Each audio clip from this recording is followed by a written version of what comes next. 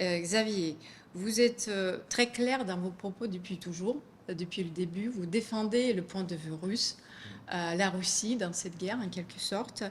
En tant que franco-français, comprenez-vous la position officielle française? Je la comprends. Je comprends que en fait, les intérêts de la France n'ont plus rien à voir dans la politique étrangère française. Parce qu'en fait, si on regarde l'intérêt de la France dans ce conflit en Ukraine, c'est d'être neutre et de se proposer comme une puissance d'équilibre mais maintenant aujourd'hui c'est plus possible. Mais au lieu de mettre des sanctions et de livrer des armes, et bien de proposer une conférence de paix, pourquoi pas à Versailles. Donc non, je désapprouve, mais en revanche je comprends pourquoi Emmanuel Macron a fait ce choix, parce que la France n'est plus souveraine dans des tas de domaines, y compris et à commencer par celui de sa politique étrangère. Donc voilà, nous sommes soumis à Washington et nous sacrifions l'intérêt de nos entreprises, l'intérêt de notre armée, l'intérêt du peuple français à une idéologie occidentale qui en plus est sur le déclin. Xavier, est-ce que la Russie est brutale? Non, je ne trouve pas. Je pense que son armée est efficace, y compris depuis le début, puisque la Russie a attaqué 1 contre 3. Je cite dans mon ouvrage les chiffres qui sont donnés par l'OTAN et par les Ukrainiens eux-mêmes. Donc le 17 février, il y a un article dans Défense Express, qui est le magazine du complexe militaire-industriel ukrainien. Donc c'est la voix du ministère de la Défense. Et Zelensky et Zaloujny, donc le chef d'état-major de l'armée ukrainienne, annoncent 420 000 hommes. L'OTAN affirme qu'il y a eu entre 150 et 160 000 hommes qui ont donné à l'assaut. Donc en attaquant à 1 contre 3, ce qui est quasiment unique dans l'histoire de la guerre, les Russes, en 9 jours, ont traversé le Dniepr, ont pris Kherson. Ils ont fait, en 2 mois, ils ont transformé la mer d'Azov en une piscine russe, une mer intérieure russe. Donc dire que ça n'a pas fonctionné, non, je pense effectivement que le début de l'assaut a été précipité parce que les Russes savaient que Kiev allait lancer son opération de nettoyage ethnique, qui est dans les discussions officiellement depuis 2014. Loutsenko, procureur général d'Ukraine, déjà en 2014, chef du parti de Poroshenko au Parlement, avait dit ce qu'il nous faut, c'est la solution croate, c'est-à-dire l'épuration ethnique comme celle de la Krajina en juillet 2005. Donc je pense qu'au contraire, les Russes ont été efficaces, malgré les moyens dont ils disposaient, qui étaient à l'origine limités. Et de toute manière, le but, c'était d'amener, et on le sait maintenant, grâce aux confidences de David Arachamia, qui est le chef du parti de Zelensky, qui a participé, qui dirigeait les négociations. On sait que les Russes étaient prêts à rendre, y compris les régions de Kherson, les régions de Zaporozhye qu'ils avaient très facilement conquis, en échange d'un accord final. Et ça a été annulé sous pression de Washington, ça c'était dans le Wall Street Journal il y a quelques jours, et sous la pression de Johnson, et encore une fois c'est David Arachamia qui le dit. Est-ce que les Russes se sont précipités? Non, moi je reprends l'expression souvent de Thierry Mariani, que Poutine ait pris Nobel de patience. Les accords de Minsk devaient être implantés avant le 1er janvier 2016. L'Ukraine n'a quasiment rien fait. Il y a plus ou moins un cessez-le-feu qui a été respecté, quelques échanges de prisonniers, pas d'amnistie, pas de changement de la Constitution. Donc en fait, tout a été fait. Et malgré tout, Vladimir Poutine a attendu jusqu'en 2022. Mais en fait, il est légitime et les membres du Conseil de sécurité de l'ONU auraient dû accompagner la Russie, puisqu'ils ont signé la résolution 2202 qui font des accords de Minsk une obligation. Donc en principe, tout membre du Conseil de sécurité aurait dû apporter son aide militaire à Kiev pour faire plier et faire appliquer les accords de Minsk. On va revenir sur la question du fonds. 61 milliards ont été octroyés, au moins sur le papier, hier par les États-Unis. Les officiels russes ont dit ce matin que finalement ça ne va pas changer la guerre, la situation sur le front. Effectivement, avec ou sans l'aide des Occidentaux, nous avons l'impression que la situation globale ne change pas et que l'Ukraine absorbe cette aide militaire et financière en demande encore plus. Et ma question, le tournant de la guerre, c'est pour quand? Alors, il faut voir une chose, c'est qu'il n'y a pas que... Il y a aussi le Wall Street Journal qui a titré, pas plus tard qu'hier, je crois, en disant que cette aide militaire, cette aide financière ne servirait à rien. S'il n'y avait pas eu ces 61 milliards, la guerre était terminée. Donc au lieu de terminer en 2024, elle terminera peut-être en 2025. C'est déjà une aide pour soutenir l'État ukrainien, parce qu'en fait il y a des salaires des militaires à payer, les pensions, les invalides, et faire fonctionner tout simplement l'État. Donc c'est une espèce de... c'est vraiment un peu d'oxygène pour l'État ukrainien, mais ça ne change pas le problème fondamental, c'est la désindustrialisation de l'OTAN. Et qui fait que, et ça encore une fois, c'est pour ça que même si j'ai pris du retard dans la publication de mon livre, c'est dans tous les médias sérieux américains, le New York Times, le Wall Street Journal, le Washington Post, Bloomberg, c'est-à-dire que la Russie seule fabrique plus de munitions que tout l'OTAN réuni. Et en plus, on observe des choses, je fais pas mal de comparaisons avec la Seconde Guerre mondiale, c'est-à-dire qu'on s'aperçoit, ce qui était prévisible, c'est que les chars occidentaux font 20 tonnes de trop et 1 mètre de haut de trop, que ce n'est pas du tout les armes miracles qu'on imaginait, et que de toute manière, encore une fois, on n'est pas capable de mener une guerre de haute intensité parce que nos armées n'ont pas été faites, nos armées ont été faites pour faire des guerres néo-impérialistes dans des pays qui ne peuvent pas se défendre, comme l'Irak, l'Afghanistan, etc., etc. Pas pour affronter l'armée russe. Et je pense aujourd'hui que l'Occident est dans une spirale, un refus du réel. Je pense que d'ailleurs, je pense qu'au Pentagone ou à l'état-major français, personne ne s'est fait d'illusions sur la capacité de gagner la guerre de la part de Kiev. Simplement, les analystes économiques ont dit qu'il suffit que Kiev tienne 3 et 6 mois et l'économie russe va s'effondrer. Nous allons provoquer l'effondrement de l'économie russe. Il le pensait sincèrement parce que ses conseillers, j'en parle dans mon livre, lui avaient dit que l'économie russe allait s'effondrer parce que c'est une station essence avec l'arme nucléaire. Et en fait, c'est une méconnaissance profonde de l'économie russe. Et ce qui fait que le plan n'a pas marché, mais au lieu d'admettre que le plan ne marchait pas, eh bien on a insisté, et on a insisté, et on envoie tout, on a toutes nos ultimes ressources. Et ce que j'espère, moi, c'est que la défaite de l'Ukraine, d'ailleurs maintenant, avec ces 60 milliards, c'est clair que ce sera la défaite de l'OTAN, la défaite des États-Unis, et normalement, les défaites militaires peuvent entraîner des changements politiques fondamentaux. Donc aujourd'hui, la Russie se bat pas seulement pour elle, elle se bat pour nous, pour libérer les peuples d'Europe qui vont comprendre que les superstructures étatiques comme l'Union européenne et l'OTAN qui les dirigent sont inefficaces. Parce qu'on vit encore dans l'illusion qu'on était super fort. Et en fait, la Russie seule, avec un petit peu d'aide de la Corée du Nord et de l'Iran, est en train de mettre une raclée d'une coalition de près de 50 pays. Il faut bien s'en rendre compte. Et personne n'ose aller affronter au sol l'armée russe. Donc c'est ça, je pense qu'on est vraiment dans un changement de paradigme et qu'encore une fois, oui, la Russie se bat pour nous, nous les peuples européens. C'est la guerre jusqu'au dernier Ukrainien. Je pense que c'est ça. Alors moi, je partage pas du tout l'enthousiasme vis-à-vis de la prestation de l'armée ukrainienne. Ils étaient à 3 contre 1, ils ont perdu 20% de leur territoire. Ils n'ont même pas été capables de faire sauter le pont sur le Dniepr d'Antonovka. Et encore une fois, ils étaient un contre 3. Évidemment que les Russes, avec moins de 30 000 hommes, n'avaient pas l'intention de s'emparer de Kiev. En revanche, de faire une diversion, peut-être de profiter d'une révolution de palais si, par hasard, les forces, ce qui est peu probable étant donné que l'Ukraine de Zelensky est quand même une dictature, il faut bien avant l'opération militaire spéciale. Donc c'était ça le sens. Il n'a jamais été question de prendre Kiev avec 25, allez, 30 000 hommes maximum. Le but de la Russie depuis le début, c'est le Donbass. D'ailleurs, les buts affichés, c'est pas de prendre l'Ukraine, contrairement à ce qui est répété en Occident. Et je peux vous dire que les Russes jamais n'iront prendre les Carpates, Lvov, toutes ces villes où les gens sont, pardonnez-moi, à moitié fous. Donc la moitié des gens sont fous. C'est le pays de Bandera, Chouchkevitch et Melnik. Donc les Russes voulaient effectivement frapper fort pour obtenir un accord. Les accords de Minsk n'avaient pas fonctionné et donc ils demandaient la Crimée qu'ils contrôlaient déjà complètement et le Donbass qu'ils contrôlaient, on va dire, par l'intermédiaire des républiques autoproclamées, au tiers, peut-être. Voilà. Pour Kiev, ça aurait été une grosse perte, parce qu'effectivement, ils perdaient Mariupol, mais ils ont perdu Mariupol de toute manière. Mais finalement, ils s'en sortaient bien, dans la mesure où ils n'avaient absolument pas respecté les accords de Minsk. Et c'est ça qui aurait dû se passer. Et je pense que c'est ça que les Russes ont espéré. Et ensuite, ils ont, malgré, encore une fois, un désavantage de 1 contre 3, de 1 contre 3. Ils ont emporté des victoires, ils ont continué, non seulement ils ont libéré Mariupol, donc la mer d'Azov devient une mer russe au bout de 2 mois. Ensuite, ils ont continué à avancer, ils ont pris Severodonetsk, ils ont pris Lysychansk, et ils ont continué à avancer. Et à ce moment-là, c'est vrai qu'ils sont en limite de leur capacité, étant donné qu'ils sont à 1 contre 3, et que Reznikov, le ministre de la Défense kievien, annonce à l'été qu'il a levé 1 million d'hommes. Donc la Russie se bat jusqu'à ce que la mobilisation soit intégrée. La Russie se bat, donc on va dire entre août 2022 et l'arrivée des réserves, on va dire, printemps 2023, je grossis le chiffre, à 200 000 contre 1 million. Et tout ce que peut faire Kiev, c'est très très limité. Donc moi je pense que l'armée, il y a de l'héroïsme du côté kievien, je ne le nie pas évidemment, mais l'armée est mauvaise.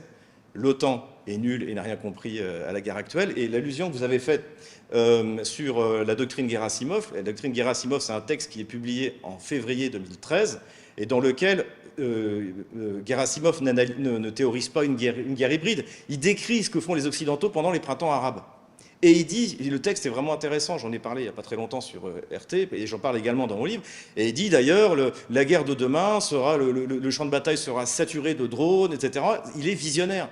Et d'ailleurs, alors qu'ici on insultait les Russes, pas vous, mon colonel, mais j'ai entendu le fameux général qui disait c'est une armée de pauvres types commandée par des imbéciles. Au contraire, et d'ailleurs Zaloujny, dans la première interview qu'il donne dans The Economist à l'automne, décembre, c'est décembre 2023. Non, ça c'était la deuxième. La première est en 2022. Il dit que Zaloujny est un de ceux qui l'a le plus inspiré. Et souvent on voit ça, c'est-à-dire que vous avez plus de respect pour l'armée russe du côté qui vient, y compris dans les unités de représailles Azov. Comme je regarde également les médias ukrainiens, il y avait un jeune qui pose une question, ouais, est-ce que c'est vrai que les Russes ils sont nuls, etc. Et le type d'Azov se met en colère et dit, mais ils sont en train de nous battre, et en plus vous dites qu'ils sont nuls. C'est pour nous que c'est hyper humiliant. Non, les Russes sont de bons soldats, ils sont bien commandés, et en plus ils ont un complexe militaro-industriel hors pair. Donc voilà comment ça peut finir. Si vous écoutez ce que vient de dire M. Vassili Nebenza au Conseil de sécurité de l'ONU, il a dit le thème dans les prochains mois, le thème dont on va parler pour le conflit ukrainien, ce sera la reddition sans condition, la capitulation sans condition. Vous devriez vous y préparer. Je cite. Donc j'ai pas l'impression que les Russes, autant ils auraient été prêts à négocier, et on le sait maintenant en avril, autant pour eux, plus ils vont investir dans cette guerre, plus les exigences, et je pense que l'Ukraine, en tout cas, je pense que, alors je n'ai pas de confidence, ce qui est clair, c'est que les 4 régions qui ont été réunifiées vont rester en Russie, et je pense aussi que la côte de la mer Noire va tomber va revenir, parce que c'est ça dont on parle. Si vous voulez, il y a 2 moments où la statue de la Grande Catherine a été déboulonnée, c'est par les bolcheviks en 1924, elle a été reconstruite par les Odessites, les habitants d'Odessa en 2006, et c'est de nouveau des espèces de bolcheviks, c'est la même chose, mais Azov, Pravi Sector, pour moi c'est exactement la même chose donc cette haine de la Russie qu'il y avait chez de nombreux bolcheviks, ça a changé après, mais en tout cas à l'origine, eh bien c'est eux qui ont de nouveau déboulonné cette statue de la Grande Catherine, et quand on demandera l'avis aux Odessites, quand ils seront plus sous dictature, vous verrez que la statue, elle va revenir à sa place comme avant. Ah bah justement, donc nous sommes beaucoup dans la communication. Oui, moi je suis partage tout à fait. Je pense que d'ailleurs Emmanuel Macron a délibérément fait cette bourde parce qu'il a des problèmes à l'intérieur. Donc comme tous les régimes, comme le régime de Zelensky, Zelensky voulait faire une épuration ethnique dans le Donbass parce qu'il y a eu les Pandora Papers, parce que l'économie ukrainienne était en train de s'effondrer. Donc donc quand vous avez des problèmes à l'intérieur, vous parlez d'une menace. Alors je ne dis pas que Emmanuel Macron va lancer la guerre, mais donc Scholz lui met la pression en lui disant vous n'avez pas envoyé assez d'armes et assez d'argent, ce qui est vrai par rapport à l'Allemagne. Et Macron lui dit dans ce cas on envoie des troupes au sol. Et là tout le monde dit non, non. Et donc en fait, si vous voulez, la défaite de Kiev est actée, donc chacun va se rejeter la responsabilité. Scholz va dire c'est la faute de Macron, il n'a pas envoyé d'argent et de munitions, et Macron va dire oui c'est la faute de Scholz parce qu'il voulait refuser l'idée d'envoyer des troupes au sol. Il y a ça, puis il y avait la séquence du salon de l'agriculture, et à partir du moment où il a appelé à envoyer des soldats, plus personne n'en parlait. Donc je pense aussi que comme nous sommes dans des perspectives électorales, il aimerait endosser de nouveau l'uniforme du commandeur en chef, commander in chief, là, comme disent les États-Unis, de l'armée française, comme en 2022, ce qui lui a permis d'écraser ses adversaires politiques. Mais je ne pense pas que ça va marcher, cette fonction. Donc je ne crois pas. Il y a effectivement, notamment, il y a des matériels. Ça m'avait frappé quand les Américains ont livré les Patriotes et les Français, et les Allemands les Iris-T et les Français Aster, c'est ça qu'on a livré. En fait, ils étaient immédiatement opérationnels. Normalement, des systèmes comme le Patriot, c'est 1 an de formation.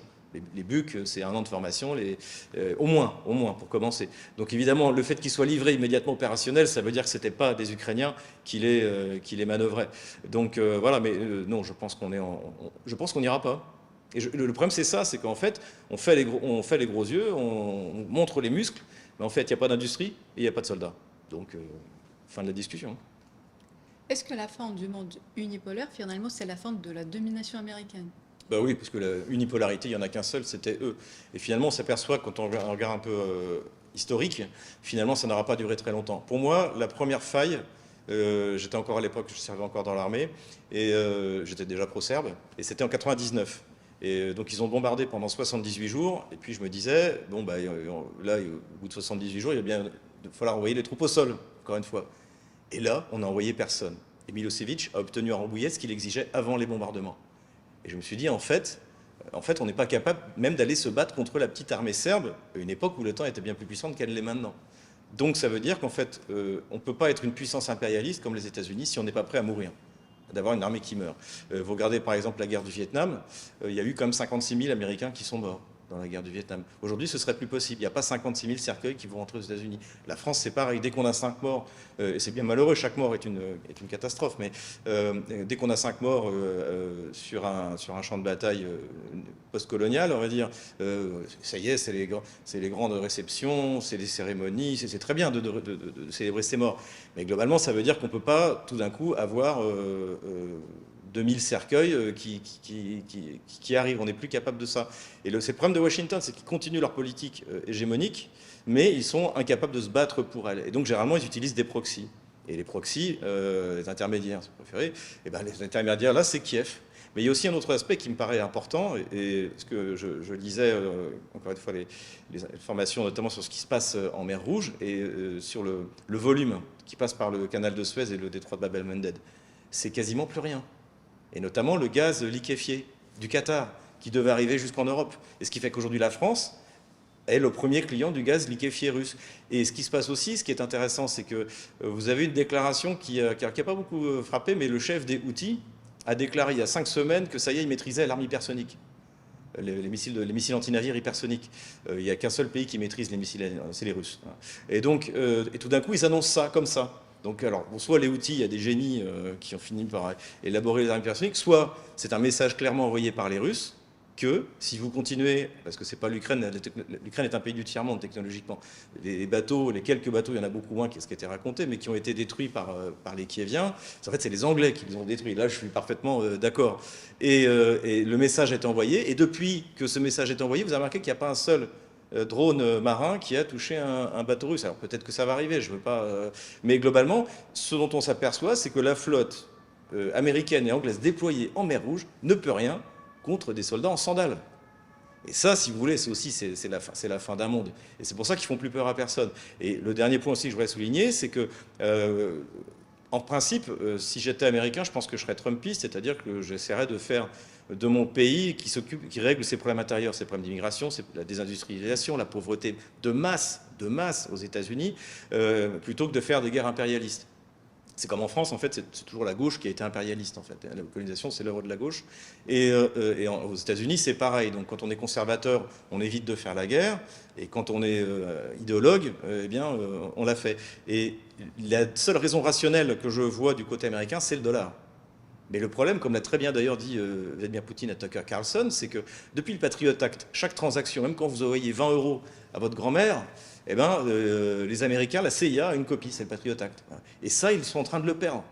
Parce qu'ils ont surutilisé, et même Poutine ne le comprend pas, il le dit, je ne comprends pas pourquoi ils font ça. Moi, je ne le comprends pas du tout non plus depuis le début. Pourquoi est-ce qu'ils utilisent le SWIFT comme une arme, ce qui fait que donc CPIS maintenant en Chine, SPFS en Russie, à terme utilisation de la blockchain pour avoir une monnaie des BRICS, terminé. Les Américains deviendront aveugles, là où ils avaient un avantage stratégique colossal. Et puis ça leur permettait aussi de financer leur économie en vendant du papier. Et vous allez voir, c'est aussi les limites de l'aide américaine. Vous pouvez imprimer des papiers, mais vous ne pouvez pas imprimer des soldats, vous ne pouvez pas imprimer des munitions. Donc voilà, moi je pense qu'on vit effectivement la fin d'un paradigme, et de toute manière, ça ne peut pas être pire que ce qu'on a maintenant. Ça, c'est clair. Et je pense aussi, et ça c'est aussi très intéressant dans les discours de Vladimir Poutine par Tucker Carlson, c'est quand il lui dit, mais vous savez, les Chinois, ils cherchent le compromis. Et c'est connu dans l'histoire de la Chine. Les Chinois, ils ne sont pas comme nous, ils ne sont pas, surtout l'Occident. Ou alors, il faut qu'on revienne à l'époque médiévale, où on signait des traités, qu'on essayait de respecter. Je cite souvent les droits de pêche du traité en Terre-Neuve, c'est le traité d'Utrecht en 1713. À l'époque, on signait un traité pour qu'il soit respecté pendant longtemps. Là, vous signez un accord 24 heures après, ça n'existe plus. Donc, il faut reprendre des bonnes habitudes médiévales et faire comme la Chine, chercher un accord gagnant-gagnant. Et c'est ce que propose la Chine. Et c'est ce que dit Poutine à Tucker Carlson. Essayez de trouver un compromis avec les Chinois, au lieu de systématiquement montrer, d'utiliser, d'instrumentaliser Taïwan, de vouloir la militariser. Il faut arrêter cette politique d'obsession et ce fanatisme. C'est le même fanatisme qu'on voit contre la Chine et qu'on voit aujourd'hui contre la Russie, et qui va coûter très cher à l'économie américaine. Ça coûte 20 000 ou voire plus, déjà on ne compte même plus. On sait que ça ne marche pas. Vous êtes installé en Russie depuis 24 ans. Et vous voyez l'évolution du discours des Russes par rapport à leurs partenaires européens, puisque les Russes ont toujours considéré les Européens, et Vladimir Poutine dit nos partenaires européens. Ce divorce s'est prononcé, c'est la fin de la relation russo-européenne? Écoutez, je pense que pour l'instant, oui. Après, on va voir s'il y a des changements de régime, notamment en France, je suis très sceptique parce qu'il n'y a pas vraiment d'opposition.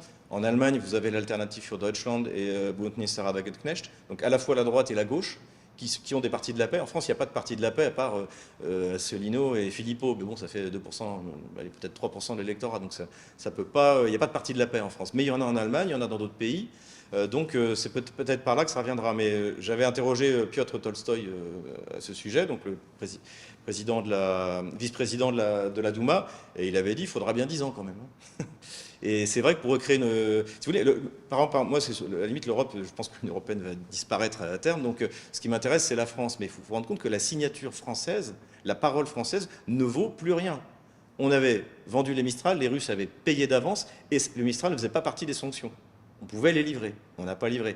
On a signé l'accord de sortie de crise avec Yanukovych, Fabius. 24, même pas tenu 24 heures. Ensuite, les accords de Minsk, on est garant des accords de Minsk.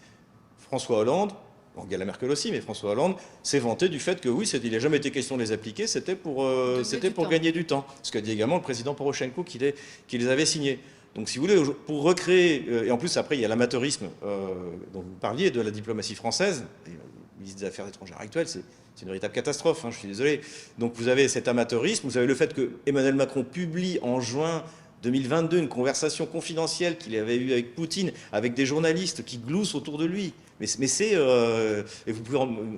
Maintenant, je suis quelqu'un qui bouge beaucoup, je parle avec notamment des experts chinois, etc. Mais tout le monde a regardé ça, mais qu'est-ce que c'est? Et c'est peut-être aussi ça, les rodomontades de Macron, c'est qu'il aimerait bien reprendre une relation directe avec Poutine, mais il ne l'aura plus, parce que c'est un amateur.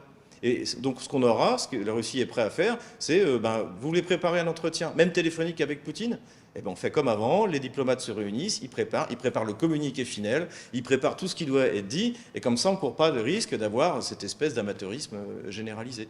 Donc oui, mais ça prendra du temps, même si demain il y avait, encore une fois, tous les partis, de Marine Le Pen à Jean-Luc Mélenchon, sont pour les livraisons d'armes, les sanctions, la totale, donc bon, même si elle arrive au pouvoir, ça changera rien. Je regarde plutôt du côté de l'Allemagne. Quand je vous écoute, vous, vos collègues, la question qui vient à l'esprit, pourquoi est-ce que c'est si facile de vendre la guerre en ce moment? Puisque les Européens ont tenu toujours à cet espace de paix après surtout 1944. Et la deuxième question que je me pose, pourquoi ne pas construire cet espace de sécurité en Europe avec la Russie, pas contre la Russie? C'était le plan de Gorbatchev, la maison commune européenne, mais malheureusement, ça n'arrivera pas. Je pense que, pour moi, aujourd'hui, les Occidentaux sont dans le bunker. Je fais pas mal de comparaisons avec le Troisième Reich, pas du tout sur l'idéologie, hein, je compare pas, sauf peut-être l'eugénisme, mais je compare pas l'Occident actuel avec le Troisième Reich. Mais en revanche, il y a des comportements, notamment la foi dans les armes magiques. Dès qu'il y a une nouvelle livraison d'armement, dès qu'il y a un avion russe qui tombe, ça y est, c'est l'enthousiasme, c'est le changement. La pensée magique, par exemple, d'avoir cru que que la relation sino-russe était fragile, comme Hitler était persuadé que les Anglais allaient finir par s'allier avec lui. Donc il y a des tas, les Occidentaux sont dans la croyance et on est vraiment dans de la dissonance cognitive. Et notamment sur le front, ils ne se rendent pas compte de ce qui est en train de se passer sur le front. Et surtout, on entend des chiffres délirants, c'est ce que je cite dans mon livre, je donne les chiffres que donnent par exemple, des pertes russes. En janvier 2023, le ministère de la Défense norvégien annonce 180 000 hommes, c'est-à-dire plus que le contingent initial russe qui est sur place. Même 100 000 hommes, c'est impossible, sinon ça veut dire que tout s'écroulait. Donc évidemment que ce n'est pas ça. Ce qu'on observe en revanche, et ça maintenant même Zelensky le dit, c'est qu'il y a un rapport de feu de puissance de 10 contre 1. Donc s'il y a des pertes énormes, c'est pas côté russe, c'est sur celui qui ne peut tirer qu'un obus, quand les Russes non seulement en tirent 10, mais balancent des bombes de 1,5 tonne, mais bientôt de 3 tonnes sur la tête de ces malheureux Ukrainiens. Donc pour moi, le conflit, il n'est pas gelé, et l'armée russe avance tous les jours, tranquillement. Ça ressemble beaucoup à ce que fait le général Broussilov en 1916 sur le front, c'est-à-dire qu'il attaque de partout. Son but principal, c'est de détruire. Il détruit. À la fin, l'armée autrichienne a perdu plus de 50% de ses effectifs quand même. Et je pense que c'est ce à quoi on est en train d'assister. Il y avait un expert militaire russe qui comparait ça aussi avec une guerre qu'a fait le Paraguay. Alors, je ne suis pas spécialiste d'Amérique du Sud. Donc, ils ont tenu très longtemps, et puis tout d'un coup, ça s'est effondré, et le pays a démographiquement disparu. Et ça a encore des conséquences aujourd'hui. Et je pense que si ça continue comme ça, les jours de l'Ukraine sont comptés. Même ce qu'il en restera n'est pas dit que ça survive. Et on verra que l'espoir qui était de détruire économiquement... Les Washington avaient 2 buts. Détruire économiquement l'Europe, ça c'est fait. Et ils sont en train de mettre toute une série de sanctions pour faire en sorte que cette énergie bon marché que donne la Russie, jamais l'Allemagne... Le pire pour Washington, c'est si au lendemain de la défaite ukrainienne, le chancelier allemand se précipite à Moscou et dit « Bon, allez, on ne le fera plus. Est-ce que vous pouvez lancer le tuyau de Nord Stream qui fonctionne encore ?» Et c'est le pire. Donc ça, cet objectif-là a été atteint. Mais l'autre objectif, c'était la destruction de la Russie, au moins de son économie. Et là, on va voir, à la fin de ce conflit, une Russie qui va prendre entre 10 et 15 millions d'habitants en plus, qui va, encore une fois, transformer la mer d'Azov en mer intérieure russe, et qui va, à mon avis, aussi contrôler la mer Noire jusqu'à la Transnistrie. Et donc ça, évidemment, pour Washington, c'est une catastrophe. Et je pense qu'aujourd'hui, ils sont dans le bunker, ils n'ont pas de solution, et ils attendent l'armée Bank ou l'armée Steiner, qui n'arrive pas. Et c'est ça le problème, à mon avis. Et c'est peut-être là où il y aura un moment... moi, j'aimerais bien qu'on revienne à la guerre froide, mais après, on va dire, après la crise de Cuba, où petit à petit, des tas de structures se sont mis en place, des accords sur l'arme nucléaire, et même à la fin, il y avait des accords sur les armes conventionnelles. Donc nos grands-parents étaient bien plus raisonnables que nous aujourd'hui. Et si on doit retourner en guerre froide, ce serait bien que ce soit, si on pouvait éviter la première partie et passer directement à partir, je crois que le premier, c'est bouclier antimissile, c'est 1972. Voilà. Si on pouvait revenir là-dessus, ce serait plutôt encourageant. Alors moi, je voudrais dire quand même, j'aimerais bien qu'au moins le conflit ukrainien sert à faire que la France se redote d'une véritable armée, ce qui n'est pas le cas. Mais je crois que ça n'arrivera pas. Je crois que quoi qu'il arrive, l'armée sera la variable d'ajustement, parce que dans un pays mal géré, dans une économie socialiste, il n'y a plus d'argent à mettre dans une armée, puisque vont être privilégiés, évidemment, les aides sociales, tout ce clientélisme. Donc malheureusement, je pense que l'armée française ne profitera pas, elle va au contraire donner le peu qui lui reste, et qu'elle n'en profitera pas, et qu'elle sera encore plus faible à la fin de la guerre en Ukraine qu'elle ne l'était au début. Donc là-dessus, je ne suis pas aussi optimiste que vous, mais je le souhaite. Paraît-il qu'on va se remettre à produire de la poudre à canon, et qu'on va pouvoir livrer à l'Ukraine, donc c'est plus 1000 obus par mois, mais 3000, ce que les Russes tirent au petit déjeuner. Moi, je suis d'accord. Ça booste pas l'économie, ça booste le complexe militaro-industriel. D'ailleurs, c'est ce que les Trumpistes ont obtenu dans l'accord sur les 60 milliards de dollars, c'est que les armes doivent être achetées directement, d'ailleurs. Donc, en fait, ce qui se passe, c'est que depuis que cette aide a été suspendue, en fait, c'est le Pentagone qui livre ses propres équipements. Donc, en fait, cet argent-là, il est fait pour déjà racheter, pour recompléter les stocks stratégiques qui ont été vidés soit à destination d'Israël, soit à destination de l'Ukraine. Pour l'économie américaine, je ne pense pas que globalement ce soit bon, parce que ça fait exploser encore plus la dette. Et si vous lisez aujourd'hui la presse économique, il y a quand même je ne parle pas de la presse entre guillemets conspirationniste, mais Bloomberg, New York Times, Washington Post, Wall Street Journal, il y a quand même une grande inquiétude sur l'explosion de la dette américaine, comme rarement j'en ai lu. Donc je pense que c'est pas bon pour les États-Unis, que si jamais ils se replient sur eux, et ça ils sont capables de le faire, l'erreur des Ukrainiens, des Polonais, c'est de penser qu'ils comptent plus aux yeux des Américains que des Afghans, des Houthis, ils peuvent larguer l'Ukraine comme ça. Et le problème qu'ils ont, c'est que à la fin de l'année 2022, quand Zelensky s'est rendu aux États-Unis, il a dit notre victoire sera la vôtre. La défaite aussi. Donc, moi au début, je me suis dit, mais l'OTAN ne va pas intervenir, ils ne peuvent pas gagner.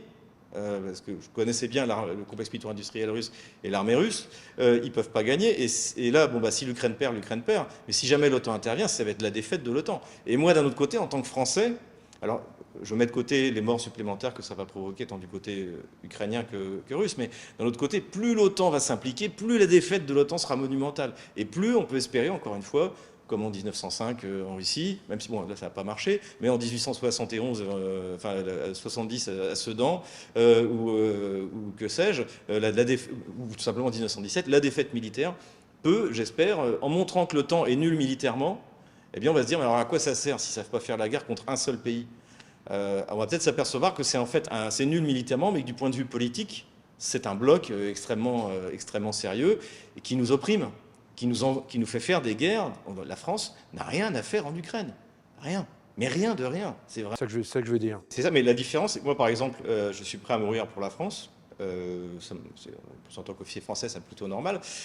Mais en revanche, pas pour une guerre impérialiste de la gauche française, comme elle en a fait quand Jules Ferry a lancé la colonisation, quand en avril 1792, les Girondins, avec Brissot, ont déclaré la guerre à l'Europe pour la libérer des tyrans. D'ailleurs, c'est la même, j'ai écrit un livre qui s'appelle Le Livre noir de la gauche française, c'est la même diarrhée verbale qu'on entendait en avril 1792, qu'on entendait au Parlement français avec Jules Ferry qui expliquait qu'il fallait coloniser parce qu'il y avait un droit et un devoir des races supérieures vis-à-vis des races inférieures. Vous écoutez Macron, c'est exactement la même diarrhée verbale, je veux dire. Et je pense qu'en revanche, on ne peut plus le faire.